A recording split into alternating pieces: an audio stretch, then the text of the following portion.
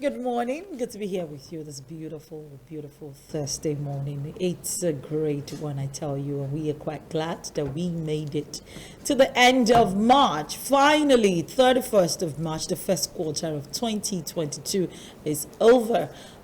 Sadly, on a very dark note for us in Nigeria as we're looking at so many issues, plaguing the nation. Yes, our situation may not be as bad as those in Ukraine as we speak, but it's also as bad as you cannot, for the life of you, pick up your car and decide to go on a journey without considering seriously the costs.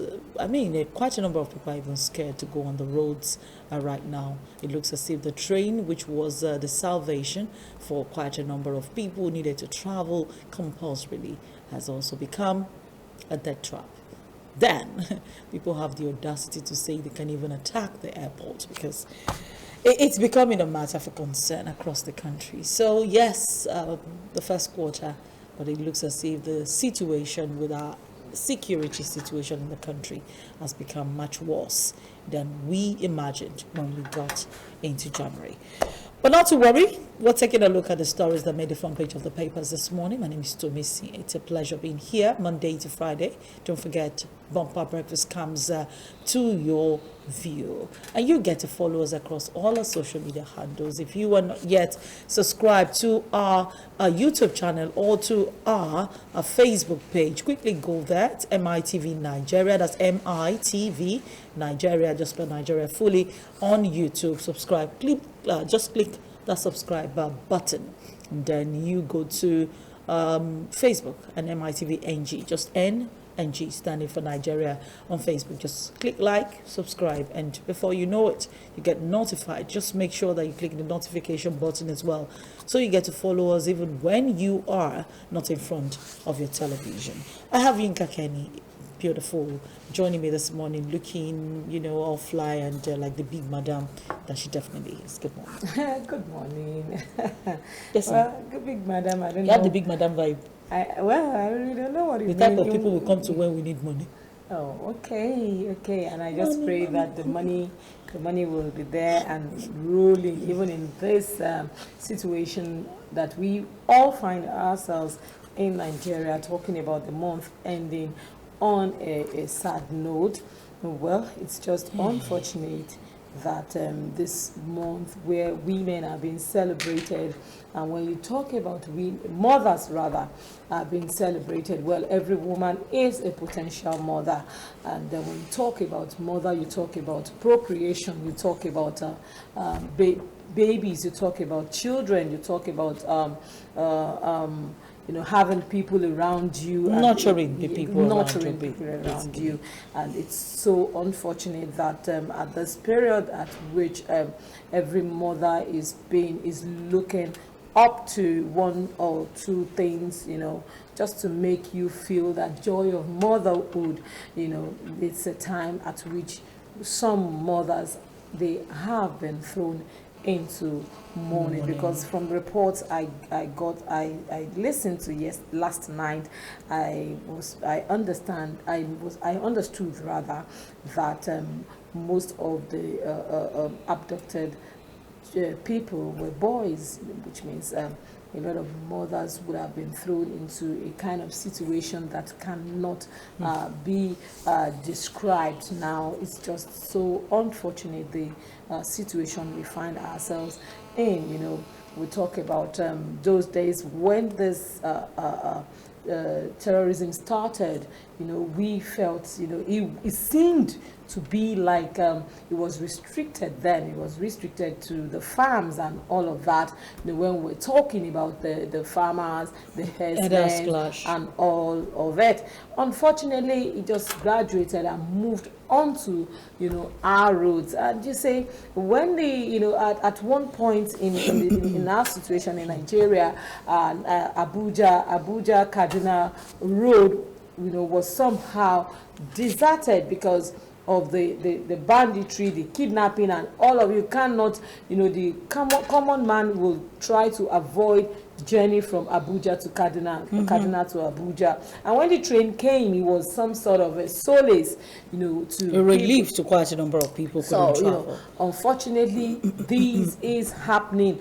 And you now wonder what is safe, where is safe, because even the international airport was also, boggled, bandits or terrorists or whatever adjective we want to call them. But that was actually refuted anyway, whether it became true or otherwise. So, but then something actually happened that made people, afraid, some sort of. So you now begin to wonder where really is safe, because even inside your home is not safe. And to top it all, Kaduna is the headquarters of the military base. You now want to wonder, all of this is happening in that territory. Then will we not be in the right place? Or I don't know, I don't want to be a prophet of doom this morning, but then we will not say Nigeria is in trouble. That's a question that quite a number of people have unfortunately, requested answers to. But, as it is, we have to just take a look at it as a people. Whether we're going to take it lying down and just accept what has become a reality, or whether we're going to look at it and say no once again to this anomaly is yet to be seen. How Nigerians are reacting on the pages of social media, quite obvious, but it's not about social media, it's about what we do off social media, the actions that we take as a people, as a government, as a country. We'll have Mr. Akin Fatuke joining us this morning on the Bumper Breakfast. Mr. Akin Fatuke is an elder statesman, a chartered accountant and auditor by profession, and quite a popular public affairs analyst around Nigeria. Good morning, Mr. Fatuke. How are you today? Yes. Good morning, Tobensi. Good morning, Yinka. Good morning, Nigerians. Yes, mixed feelings a lot today. However, we are alive to see the end of the first quarter of year 2022. Thanksgiving, for those of us who are still alive. And I dare say thank you very much for having me. You're welcome. I wanted to say, last week when I anchored the show, and I remember I said, Mr. Fatuke, elder statesman, and he was like, oh, Yinka, elder statesman indeed. So when you now said it again, I was expecting some sort of reaction. He's used to it from me. All right, so let's take a look at the stories in the papers this morning, and I'd like to begin with the Nation newspaper, and still talking about the train attack in Kaduna. Terrorists contact the hostage's family. I'll have riders like sober mood at bank over the MD's abduction. You have they use buses to take away victims, says survivor. Amechi, we need 8 billion naira to replace 4 coaches. 2-kilometer rail tracks destroyed. Helicopters, drones to shadow trains. Governors, violent attacks threaten our capacity. Katsina commissioner loses his finger. At El-Rufai, we are at war. Family of 6 in hands of bandits, says Shehu Sani, who tweeted on his verified Twitter handle that the whole family in hands of a train attack terrorists. If this doesn't touch the heart or prick the conscience of this country's leaders, nothing will. That's coming from Senator Shehu Sani. Name SIM linkage ends today. UTME begins May 6 in 645 centers. Udom Hayatuddin swell PDP presidential aspirants to 12 for Abunwa Momodu in the race. Sale of forms to close April 8. All right, you have OAU students. Adedoyin Hadas have a case to answer. Pupil dies, 15 injured in Ondo. School bus fire. Bandits killed 23, abduct many in Kaduna village. Government came in numbers. That's another attack. No room for failure, says APC chair. Adamu assumes office. As a governorship aspirant, Ogunbiyi dumps PDP. Kwankwaso is NMPC leader. That's coming from NMPP, NMPP leader, page 28 of the Nation newspaper tells you more about the story. And Nigeria to get $100 billion climate control cash. There's also there coming from the IMF managing director Kristalina Georgieva, who disclosed this yesterday in her opening remarks at the World Government Summit. What do you have in the Tribune? Oh, okay. The Tribune has a picture story of the Nigeria-Ghana match, vandalized facilities at MKO Abiola National Stadium, a very sad one. You know, they're portraying, I don't know what we are portraying to the world, you know, of what and who we are. Someone said FIFA banning knocking. All right. Well, Abuja Cardinal train attack. Youth donate blood, terrorists contact families. How bureaucracy caused train attack. That's coming from Amechi. Attack questions our collective ability to govern. That's a statement from the governors. And reps blast service chiefs over failure to honor invitation. Federal government must prosecute indicted 1,200 terror sponsors. Suspects now. That's a statement from Falana, and I think Falana is speaking the mind of a whole lot of Nigerians. OAU students' murder trial. Court dismisses no case submission by Adedoyin and others. Reps committee uncovers 300 billion unclaimed funds in banks. And river pollution. Osun declares war on illegal miners. FIRS contributed 59.45% of revenue shared by FAAC monthly in 2021. Olu of Warri visits Abiodun, predicts oil discovery in Ogun. Edo Assembly passes anti-open grazing bill. Above the nameplate, we have federal government approves procurement of lie detectors, night vision goggles for NDLEA. And 2023 presidency, blackmail can't stop North from fielding candidates. That's coming from the Northern Coalition. And then we have inside the at the back page of Tribune, we have Afe Babalala's column. He's saying that the judiciary must remain independent. And I think that's all. Right, the Guardian newspaper begins with the banner headline, experts blame government for failure to secure rails. FEC observes minute silence for victims of Abuja-Kaduna train attack. Commuters on Kaduna-Abuja route at mercy of dreaded highway with no rail air transport. Banditry, terrorism question our capacity to govern, governors lament. 20 drown fleeing attacks in Niger as terrorists again killed 23 in Kaduna. Kogi denies illegal taxation on telcos. IPOP rejects naming second Niger bridge after President Buhari. TB killed 156,000, infected 452,000 Nigerians in 2022.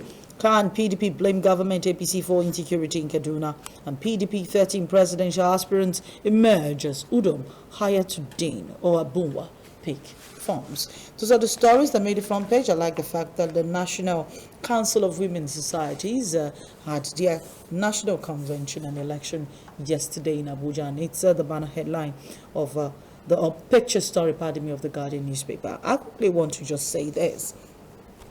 What is it with Nigerians and the idea of Ashwebi? I'm sorry. You have to start with that. Yeah. You know, for me, Ashwebi is a signature social statement of belonging, collegiate, and you know it has its pros, has its cons. The cons are such that over time,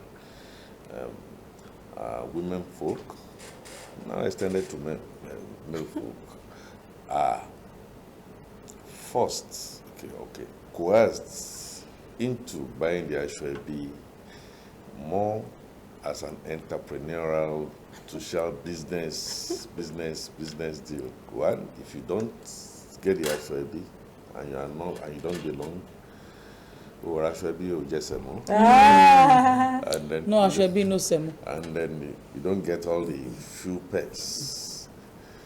On the positive side is the fact that it's cut down on the cost of giving you an IV. So if you're an Ashwebi and you have free like an identity for you to want to come into it. But I know at the time of appearance, our mothers will take the house feeding, cut bits and corners for them to be able to belong. Very close to being playing a lotto. It has not so much health per se.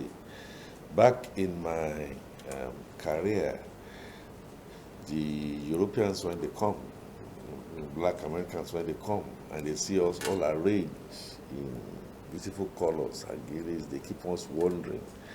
And one of the reasons why Nigeria was given the tag of the happiest people in the world at one point in time, not minding the fact that we are suffering and Smiling. Smiling. Suffering and smiling. Depending, I think it's now being reformed to colors, not necessarily Ashwebi. So it's like, I think women talk about turquoise, you talk about jaded, green, and all that. At least to just make people just pick some few colors that belongs to you. Now, the celebrant uses that to say, these are my core people. These are people. In this case, where they're having, this is a National Council of Women's Societies, and they're having a national convention and an election. Why are they always thinking about selling Ashwebi? I mean, everybody's dressed in. What is wrong with just saying green and white? Green, white, green is our color for the day. Why must you create business and drama out of? See, I would say on the flip side, or on the positive side, just like he said, I think it's some sort of unity, some sort of unity, oneness. What if some people cannot afford oneness, you know? It depends on the category.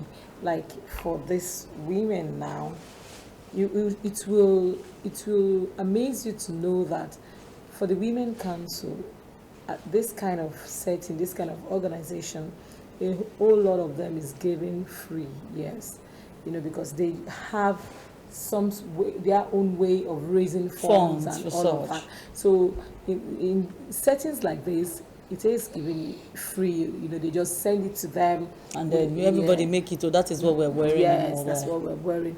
At some level, it happens like that, you know. We talk about the weddings and the, you know, and all of that. That's where.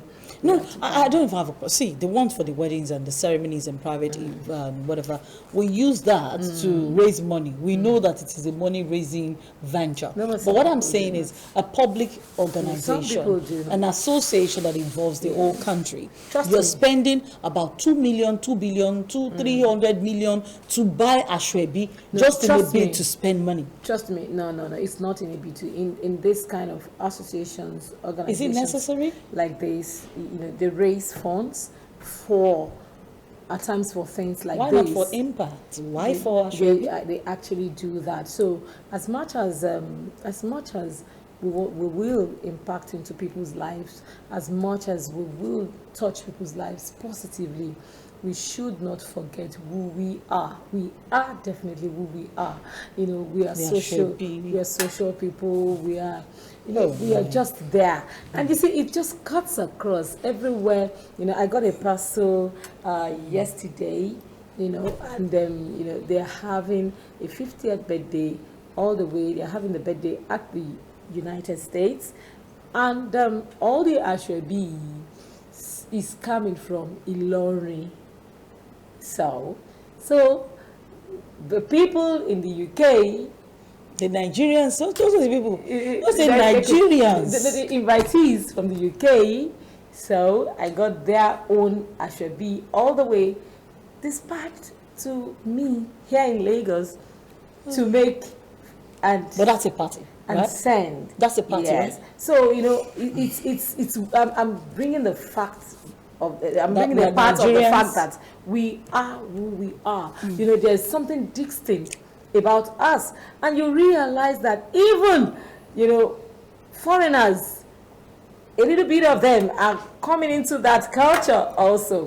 We're just beautiful people. The bit about it, from what you are saying, you know, as long as we don't overflog and overdo, there are positive aspects. Yes. The Ojude festival that we have in Ijebu-Ode. Ijebu-Ode, with all the arrays of color. It's now been turned to culture.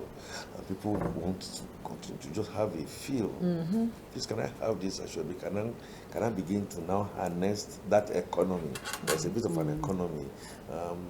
And therefore, the local content, okay? I mean, Yes. those who produce. Yes. Hopefully, we'll be able to get our textile mills Yes. back on, on Track. course. And then people can now begin to then say, yeah, just give it to us. Hopefully, it's not going to end like jollof rice. Created here, and Ghana says they are better, and then UK says, or the Chinese says they are better. I think there should be a way of harnessing these potentials that we have, so we can For make the commercial right purposes. yeah, for commercial purpose. Back to here. Tomisi, don't be surprised. There are entrepreneurs and there are entrepreneurs. Even within the National Yes. Council of Women Societies, somebody is being entrepreneurial. If you understand what I mean, and creating jobs for the girls and for the boys, hopefully, and we'll be able to pay taxes to the You local think? government and to state. and You to think? federal. No, but Hopefully. these as to a great extent. Like on Saturday when I was going on air and I wanted to do the normal, English wear and all of that. I just looked up to the corner where I have my laces and all of them, and I'm like, these ones are just there. You are not even putting it on because you realize that you want to go for an event. You don't need to look into your wardrobe to say, what do I have to put on? Because They're already selling you. you have something you're going to put on. So I said to myself, something just came to my mind that somehow, gradually, the market for the foreign, fabric, take it or leave it. Yes, it's still there, but it's been minimized a great deal. But Yinka, Ken, even the lace you buy was not made here. Most of them were made abroad. In fact, That's what I'm saying. all of That's them. what I'm saying. That's why I All of said. them were produced abroad. That's what I'm saying. That the market for it has been minimized a great deal. How? People are still buying, people are still shopping, people are still selling ashwebi, and all the ashwebis are not from Nigeria. I did not say eradicated, but you will take it from me that, gone are the days that you will feel that, okay, you want to go get a lace for this and this. And even every event, when they even do the lace, they do more of the Ankaras. Even that the Ankara is not produced there. No, That's the but then problem. you have we have you say the fabrics. Yes, we have not gotten to that level, but the designs and every other. It wasn't produced here. Oh well, we we have We were producing it, but we're no longer. I think the point I'm trying to make is that part of where we have gone downwards yes, because we used to have is I don't want to name brands is here now. in that area. The cost of doing business in Nigeria is going downhill. The environmental security and what have you. The policies that are supposed to support our tastes, our satiable tastes for what is not made in Nigeria is not helping and has not helped. And so we can get back to that. But over and above that, a lot of the local fabrics that you are talking about, I'm aware, come from Cote d'Ivoire, Benin Ghana. Republic, basically because labor Yes, to cheaper. produce Yes. is cheaper there. because when we Fabric. actually So- started, we were producing. So what does that? So the niche of this consumers. world, Yes. I didn't want to name the Kaduna brands. textile mills Yes. is one of those things that we have self-immunized ourselves. We have shot ourselves in the foot, and their potentials also now waiting to happen. Don't forget the African Free Continental Trade Agreement thing. agreement. Those are the things that, again, we come back, look at ourselves, recalibrate ourselves as a people, because the capacity to be able to do is there. The potential is there. Nigeria, top of the world, if you choose To be. to be. Let's take a look at this Nigeria, Yinka Kenny, before we begin our conversations for this morning. All right, this Nigeria, the banner headline is Drug War. Federal government approves 1 billion naira for lie detector equipment, night vision goggles, and train terrorist attack. Reps berate security agencies. HURIWA, that's the human rights writers. They call for Gumi's arrest. And CAN, Christian Association of Nigeria, mourns victims as UK advises citizens to avoid 7 states in Nigeria, a very sad one. And IPMAN signs MOU with transporters to end fuel scarcity. And Benin hands over to new APC chair Adamu. Lawan constitutes 7-man ad hoc panel to probe DSTV, GoTV price hike. I hope that's going to have a headway because, well, let me not go into that now. Ukraine war. United Nations alleges Russia used cluster weapons 24 times. And that's all the stories. And we also have that picture story in this. The National Council of Women Societies. We'll take a quick break. When we come back, we're talking about revamping the rail sector, and the idea all stems from the Abuja-Kaduna train attack and how our dearest Minister of Transportation, Rotimi Chibukambichi, reacted to it. The blames are laid at the feet of the federal government. And experts are also blaming the federal government for the attack.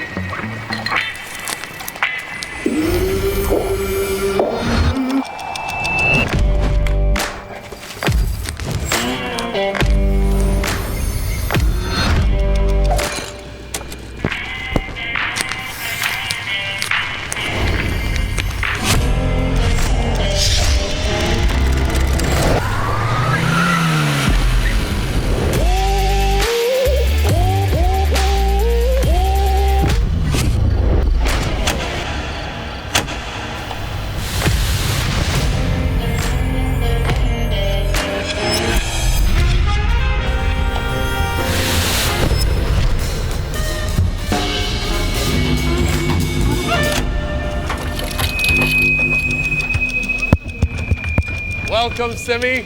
Welcome to Badge, and welcome back, Obia Sika. All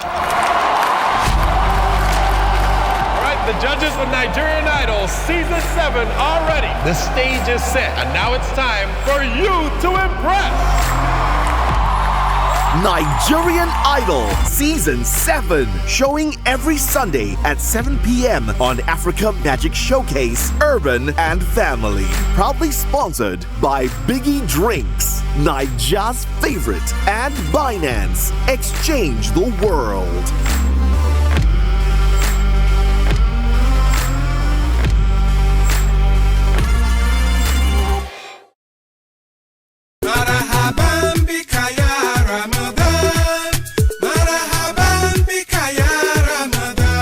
Marhaba bika ya Ramadan.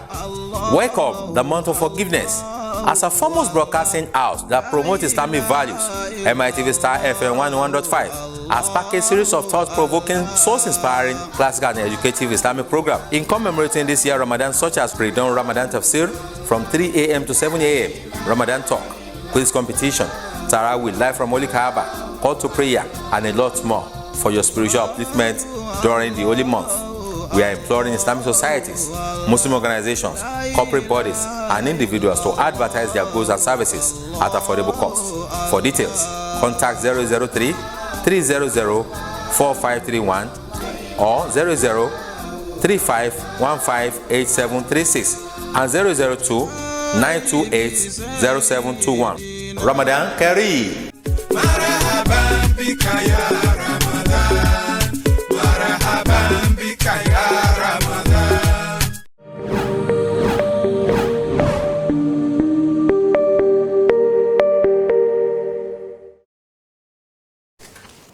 Welcome back to the bumper breakfast. We're talking about the Abuja Kaduna train attack, and revamping the rail sector is what we're talking about this morning. Our guest, Mr. Akinfantuke, is still very much here. And we want to talk about the statement released, the comments of the Minister of Transportation, Rotimi Amaechi, who did say that the failure, the slow process of approvals and procurement for sensors and surveillance equipment along the corridor is one of the biggest reasons the attack was planned and executed so well.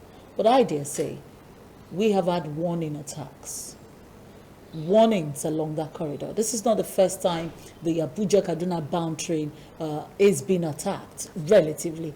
They may not have gained entry in the other attacks, but this time around they blew up the track, so much so that billions of naira would need to be coughed out to replace the tracks. What about the lives of the people lost there? Irreplaceable. And that is where we should start. A nightmare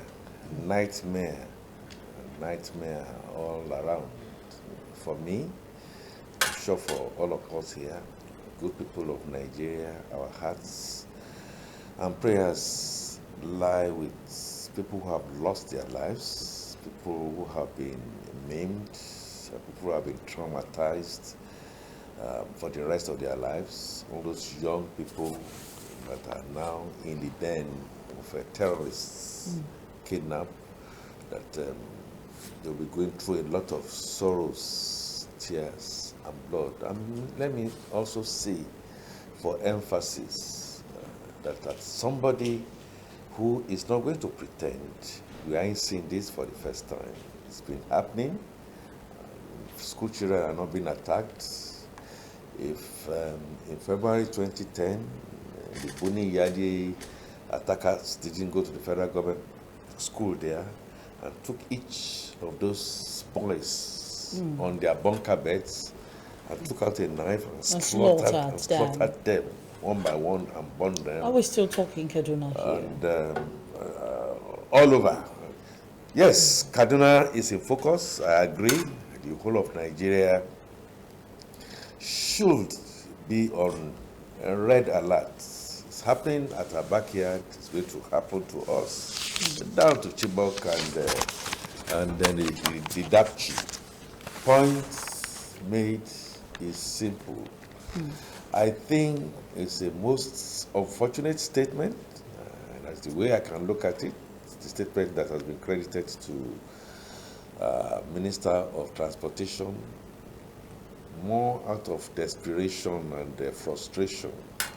However, a few kernels of things that Nigerians should take note of is within what he says. First of all, I don't believe as a leader we should be shifting the buck. You made the point. Even you, Tobisi, as a television personality, should not be surprised that this is happening. Be predicting it is going to happen. Because project management generally in Nigeria, sometimes they are out for perhaps political or not well thought out process. You have delivered a railway in a part of the country. You have had warning signs.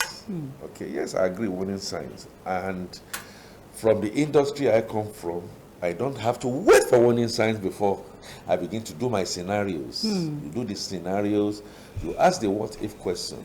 What if this happens? What if the train suddenly stopped? And somebody says there's no diesel. We'll have been part of all the things that we need to look at. The personnel, how serious-minded have they been trained? And how is regulation or control, as we put it in accounting, put to bear that if anything is going to want to go off the track, has gone off the track now, you know certainly that you must have a fallback position. In the Kaduna axis, the Abuja-Kaduna road for close to 15 years, and I dare say close to 15 years, long before this present regime has been a death trap. Not just a death trap. So many people have been captured. So many people have been maimed, so many people have been killed. Even in before the Boko Haram crisis began. In that axis. So Boko Haram came and then exacerbated it. Okay, fine. Nice and done there for. The government therefore to now then say, look, if this route is not safe, why don't we try the, the more popular populist trains? And in doing that, you must dot all I's and cross all T's. Because if you don't do that, you're going to be back to square zero. And so, we had a warning sign. The terrorists took the whole of that angle, the northwest, coming from the northeast, northwest Zamfara, and they migrated to present Kaduna. Yes. And the first statement they made is the fact that despite your armory, despite your NDA, despite A, Cesar B, making a great statement. Entering the NDA to even kidnap an officer is enough statement. We will come for you. That is where security intelligence needed to have begun to go deeper. But I dare say, based on what I know, having worked in areas close to looking at security surveillance, where I used to work, is the fact that if the hunting should be the one we should be be hunting.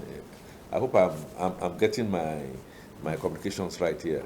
My point is, I think those who are in charge of management and affairs, I'm talking at the top high up there, are in cahoots, are in some kind of, kid's glove arrangement. Otherwise, all the time we kept on saying, Nigeria is under attack. Nigeria is under a terrorist attack. And they kept on saying, no, they are bandits. And it took so many years before they could declare them terrorists. All of them. And in any case, if you see an AK-47, and if you see a shotgun, okay, you could fabricate them here and there. Intelligence has indicated in that axis that some people are putting IED devices and putting all those things together. Yeah, we hear that some were arrested, and that's the end of the story. Meaning that those who should be looking at prosecuting adequately the people who are behind this are handling with kids' gloves. We also then add, Mr. Fatunko, let me ask a question some of these people are our cousins and our... So that has now happened. Don't forget, and please let me phrase it. In Katsina State, at a point some time ago, was it Kagara or Kagara, when the president went to his hometown. Kankara. Okay.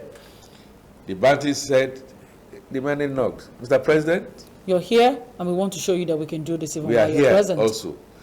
Meaning, we are all spent, like Shakespeare would say. We are all spent. And if Nasir El-Rufai, my dear brother, is now saying, we are in a theater of war, it's coming a little bit too late in the day, we need to really nip this in the bud. And if Mr. President is now giving an approval, Rotimi Amaechi says, yes, we ought to have had the surveillance. We have to have had this. May I ask, where is that money coming from? From loan? Borrowed funds. From loan that we have borrowed at this time, when we should be creatively looking at our revenue profile on a BOT. So it's just easy for somebody, Mr. President, I'm sorry to say, to just make that more as a political statement. And then you are now remembering that Lagos Ibadan should also be benefit from such. Is this the first time they're going to attack even on Lagos Ibadan Expressway? And then you mentioned the airport. Yes. My concern, just like when Boko Haram started, when Yusuf started many years ago, and then the south of Nigeria said, oh, well, it's there. Don't worry. It will never get here. We already have it. who says and who tells us that the other international airports are not just waiting targets to be attacked. Thoughts for us and for Nigerians to take it. But my question, Mr. Fatuka, I really Yeah. do not want to forget that. If Nkakeni remembers, while we were talking about banditry and terrorism, El-Rufai was one of the first governors to say they are not bandits, kill at sight. He was one of the governors clamoring for a more decisive, action from the federal government to dealing with banditry. He wasn't even at the forefront of the brunt. He wasn't feeling the full brunt of the kidnapping by then. It was still Zamfara, Niger, Katsina, and then the university in Kaduna that was attacked. But he kept saying and saying and saying. I mean, if a thief comes to your neighbor's house, it's a different thing. But when a thief comes to your doorstep, enters into your innermost bedroom, kidnaps one of your children, isn't that an indication that the thief is familiar with everything living in your environment and that you should take caution?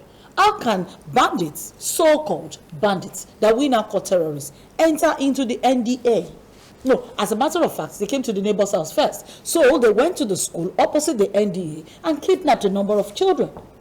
And then the following week, they went into the NDA itself and kidnapped officers. Have you heard anything coming out of all those kidnaps? Can we before not say, that time? Will it be in the right place to say that they are making a statement? Or they've been making a statement? And that we've ignored the statement all the while. Yes, so. We ignore the statements to our peril, and the people that are ignoring the statements are people that are up high there. So are you saying? I'm happy you made that statement that El-Rufai has been talking. Another hardcore Fulani man, take it, like him or not like him, the governor of Kano State, said, I'm Fulani. Mr. President, what is happening here is this brand of Fulanis are not the type of brand of Fulanis that we should know. And in any case, please, can we localize this problem? Did the center hear? Did the center understand? The center has some other agenda. Can we say, because the Englishman says, if there's a will, there's a way. Are we saying that there's no will to prosecute exactly or to curb insecurity in the land? I have reasons to believe that there's no will. I have my confirmed reasons to believe that there is no will. And that will is not there because we choose to be very funny. We choose not to be leaders. We choose to support what should not be supported. And we are playing politics with people's lives, with the life of Nigerians, to the extent that they are taking off even our own immediate causes. But what we are looking at perhaps might be an agenda. Some people have clearly said, again, I'm careful, but it's in print. Some form of Islamization, some form of Fulanization, some form of, headsmen coming to take over. It's been on all this while. And that's a narrative that we have been trying to keep in the media. All what we get from the center is exactly what Mr. President, thank you, has continually said. This has to be taken decisively. This has to, and then if you see anybody... Mr. Fatuka, we regret the unfortunate. And that it will not happen again, and before the ink drops on, it's not happening again, it's happening elsewhere. Yet, these guys have come in through our borders or license to carry rocket propellers. License them. But Mr. Fatuka, it's quite interesting as well, Nkakeni, that the government keeps announcing that anybody carrying an AK-47. Now, the interesting part of that, the interviews with the survivors and those in the hospital, was that they had superior firepower. They didn't have AK-47. They had guns, like really, really sophisticated weapons. And they were 18 to 20. Now, it was even interesting to note that when an Hausa man, when a Yoruba man says, It doesn't look like us. It's not one of us. It is born out of, we know our people. We know the way we look. So they're saying they speak Fulani, a bit of Hausa, but they are not Nigerians. They didn't look like Nigerians. They look like Chadians because they are familiar with those foreigners They up are there. not Nigerians. Isn't that a narrative we've been saying for We Nigerians have been had a clamoring policy about? to open our borders At some point. to allow people to come in, and people kept on saying, wait a minute, what's going on? Intelligence, DMI, go to their files. We eventually get to hear that we knew this was going to happen and nobody did anything about it. And when we decided we were going to do something about it, when the Southwest came up with the idea of the Amotekun, and then we started talking about constitution, no, it should not be, and it should not be, oh, you can't call them terrorists. After the National Assembly, the whole world kept on saying, this is what we need to do. Okay, yeah, we're now going to do it, albeit half-heartedly. I say what I am saying, not necessarily because I think I have 100% knowledge and idea. I say what I'm saying because I open my door, I open my radio, and I see blood flowing on a regular basis. And I see people that I expect to be weeping and shouting. Either when they have headache, they are out, they are going to treat themselves in the UK, or their wives are in some Dubai area, and you expect us not to feel that something funny is happening. Look at the Kaduna issue. They tend to. Then some group of people then come all out. of this with kids. I am not saying. Please listen to this. Some group of people come and they say, "Yes, we are responsible. We are responsible. We have some hands because we did what we did because our cattle are being rustled, and government has decided to do virtually nothing." And somebody had the audacity, don't forget, to say that maybe they should be given some measure of empowerment. An amnesty. An amnesty. Is that a set of You know, people? we spent a long time discussing amnesty for bandits. Is that a set of And the man who was meeting with the bandits. And you know, the security, apart from life and property, is also saying that our future, our economy, one of the reasons why our economy is in doldrums, and that's one of the reasons why serious-minded people take our oil. I mean, the oil and gas. As far back as some 15, 20 years ago, America started looking at Nigeria critically. They were one of the best purchasers of our Brent crude, sweet crude, one of the best that you can get all over the world. They just look at Nigeria. Nigeria is gradually going to be a failed state by 2030.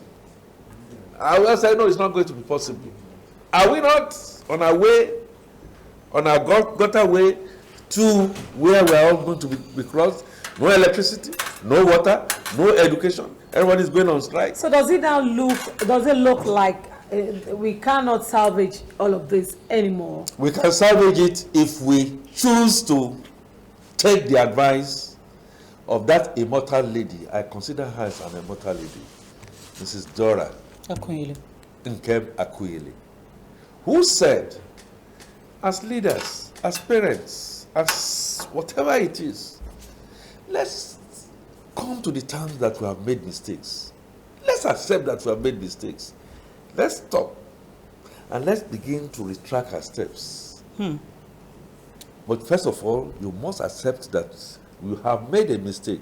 In the Nigerian situation, we are making grave mistakes. We are not, at least the powers that be, are not accepting the fact that they are making a grave mistake and then taking a retroactive step backwards. All this clamor for democracy, as far as I'm concerned, we don't have a democracy. Spending trillions upon trillions of naira, yes, shedding blood. Point is, like Rwanda in 1994, which was relatively even worse than what we have found here. But Rwanda said, no, let's stop. In the Nigerian situation, I see an acceleration towards going towards Golgotha. That is the problem. If we say, in a twinkle of an eye, we are going to accept that character and capacity and not politics will drive, and look at our children, our children's children. Many of them coming out of school, no jobs. Unemployment is high. Agric is gone down. Death every day. Let's stop. And one of the ways, Kenny, you asked the question, but we don't want to go into that. We must restructure. We must accept that this vehicle that we are in is not going to take us anywhere. You are aware, okay, yesterday or day before yesterday, you are aware that you have tires in your car, but you didn't have an extra tire. Let me risk it. 50-50. And then 2 tires are bad now. And then you went on, and one of the tires got punctured. He said, what do you do? Okay, let's see whether we can carry the car on our head. Oh yeah, you can. You see how foolish that is? We still keep on deceiving ourselves. And then suddenly we are not seeing The wheel. Any longer. What does that tell you? That we have failed, we will not get to our destination. Pure and simple. And the thing to therefore do is either, like Mr. Akwili said, let's stop, let's seek for help, let's have people who know how to do it, and there are people who know how to do it amongst us, and retrace our steps. Rather than do that, we are not telling ourselves those basic truths, and we are just like Gongosu, Please, you can translate that to English for me. It's quite sad again that right after that incident 2 days ago and the one that happened about 24 hours later, where the Kaduna Abuja truck now, the one coming back, was also attacked in 24 hours. The terrorists entered a particular community, Shaita community in Niger State. Overran the community, about 200 of them were said to have gotten there, overran the community, searched for their food, their valuables, so much that the entire community decided to start running away by boat to the nearest IDP camp. Exactly what happened in the Northeast. Exactly what happened. And somebody else has to... They moved themselves into, the IDP camp. And the only way to transport themselves was through water.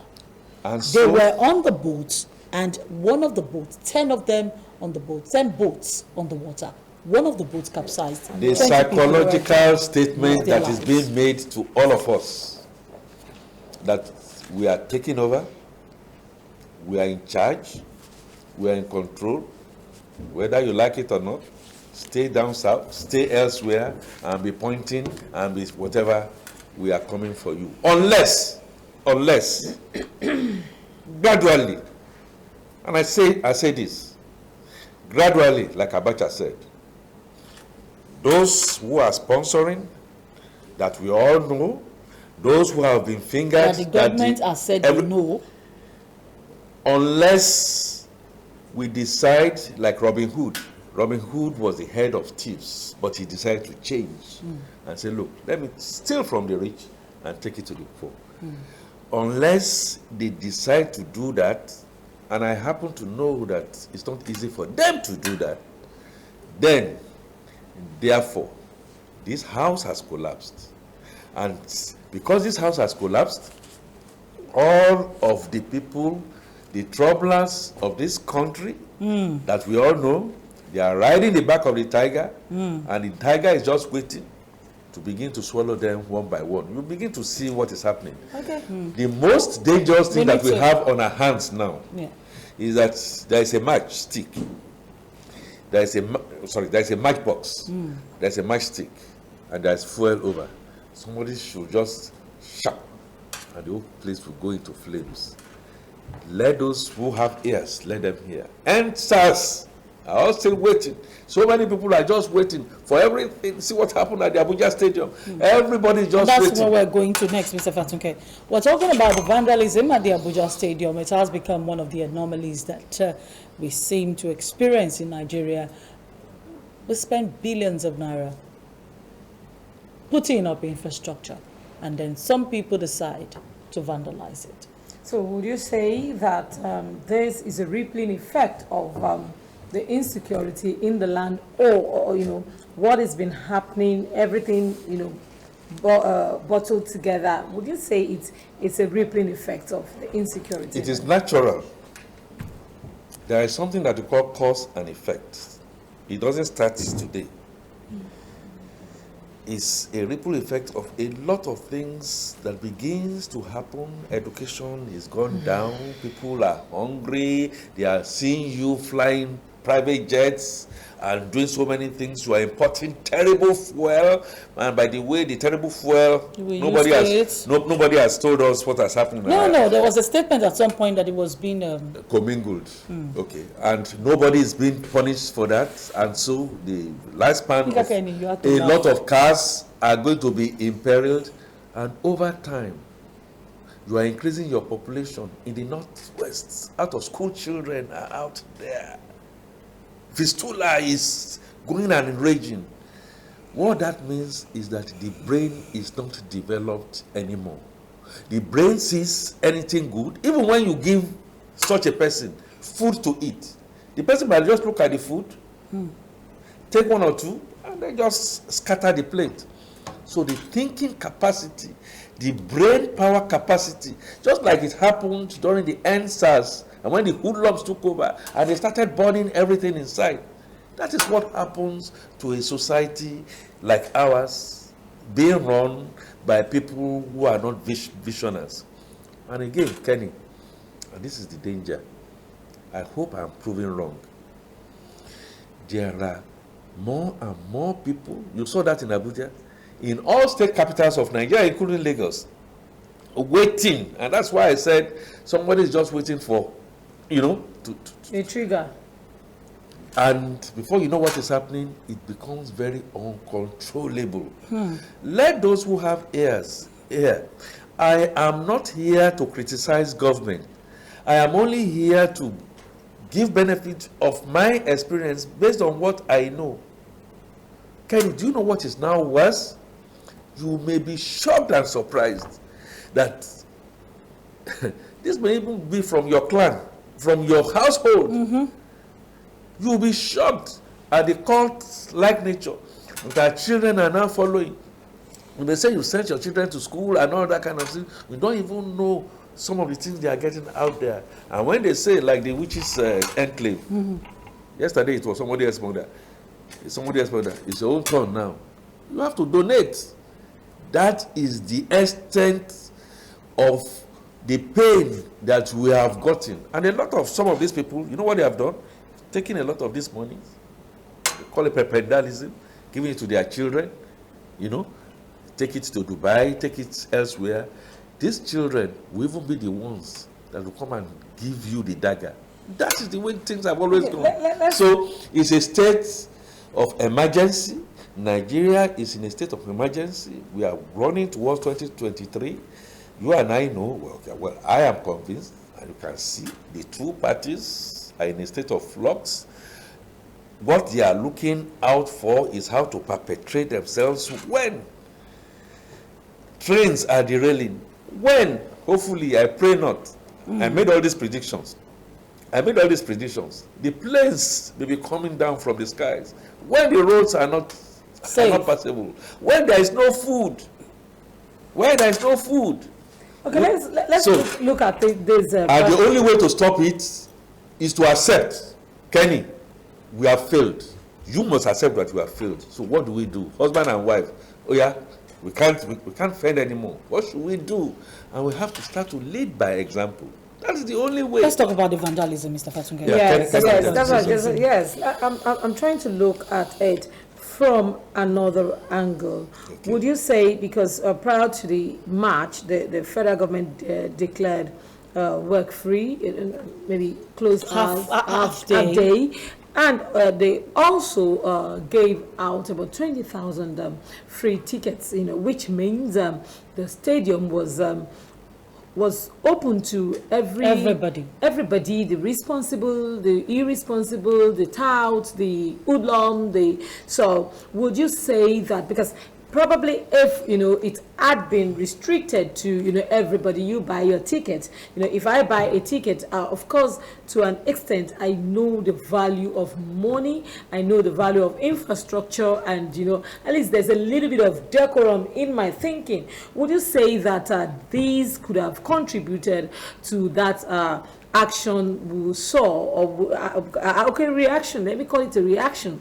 because it was due to the fact that Nigeria did not qualify for. So we should not vandalize our stadium. Would you say that because we left the doors open to every Tom, Dick, and Harry? Would you say that Kenny had been the cause of it? Nice logic. Because I'm looking at the vandalism now. Nice logic. Because no matter, sorry, before you share your view, because no matter what we are going through as a people, no matter what the situation of the country is, a right-thinking person would not feel that you know, that vandalism is the solution to whatever is happening. Like Yorubas will say, Kenny, you really think that what we have, 210 million, that we have right-thinking Nigerians as we speak? We have another thing coming. We've always had matches. Nigeria has always participated in matches. I have not seen situations where you do a self-help. You don't have to declare 1 day free and all that. This, to me, looks like aberration. Aberrations that you are putting across because you are jittery. You are jittery. Sports is sports. That is the Nigeria that I grew up with. Now, so aren't you looking at it as some sort of solidarity? Absolutely not. We have won laurels in this country. We have been first amongst equals in this country. We didn't have to do it with solidarity. We did it with the right orientation. Look, Nigeria is going to play a match. Please watch out, support. So I will take Tommy C. Say, come on, let's go watch. You take another person. That's the way it has always been done. That's number one. We are not doing a root cause analysis of the problem. Even give 4 days. Even give 5 days. The root analysis is that there is problem that we have. So if you didn't sell those tickets, Kenny, those hoodlums will be where? They'll be outside. Oh, you think they can't do what they did inside that stadium? No, but the question is, we have preserved, you know, the infrastructure that we built with borrowed money. I am not oblivious of what you are saying. You are thinking of the stadium. I am even thinking of the whole of Nigeria that is waiting. No, we're narrowing this discussion now to the vandalism that happened, you know, at the MKO. I am not surprised. I saw it happen. I am absolutely not surprised. I saw it happen during the NSAS. I saw it happen during the NSAS. So why should I? After all, in fact, what you have just seen. But you have not really addressed my question now. I talked about, you know, giving free tickets. Could that have been some sort of an additional factor to what happened? Probably if to make a place more porous. Exactly, that's the word. Thank you. I am making this point to you. Please listen to me carefully. You might as well say you have a son or you have a daughter, and you are going to self-help your son and self-help your daughter by going to show them the questions before exams. You are not helping them. That's it. Now, we are not addressing the root cause. The root cause, Nigeria that I know. Is unemployment the root cause of the problem? One thing leads to another. Now, Kenny say something. So let me address your point. So you didn't sell free tickets. Some people came in there. Civilized people, so to speak, okay. Quote unquote. Okay, so you know this is a civilized person, this is not a civilized person. Well, let's even give it thought. Civilized persons, people who have gone to school, people who should know right from left, went to that stadium. My point from what I know is that the same thing could have happened. After all, some civilized people who are in the Civilized national people Assembly, the carry chairs are the around them. people that have gone to school. I have seen a civilized young lady who says she's been given peanuts. Okay, go in there to go and kill somebody and go and disbowel somebody. Is So that not in your civilized? opinion, the free tickets was not an additional factor to what happened? It could have helped in the narrow way of looking at it. What happened at that stadium was waiting to happen, if not that day, maybe the following day. I'm even saying it's waiting to happen So it would have to all of been us. a keg of We are gunpowder. sitting on a keg of gunpowder, and the only thing that can cure it is leadership. But let me Failure ask in again, leadership. Mr. Fatoke, before we begin to put that summary there. Well, what is wrong with having a match like this, hosting people, and then from another country, and then putting security personnel in place? Wouldn't this have deterred the vandals from coming in And or so from misbehaving at the it end still- of the match that we lost? It still comes back. It still comes back to my point. You cannot give what you don't have. We have not been able to secure all our national assets. We just talked about the railway. That is obviously being We are vandalized talking before being about destroyed. our national security institutions that has been invaded in our own very eyes, not once, not 2 times, and we've not had an answer for it. So why do you now then think we have the capacity, but we've decided not to do it, to secure the stadium?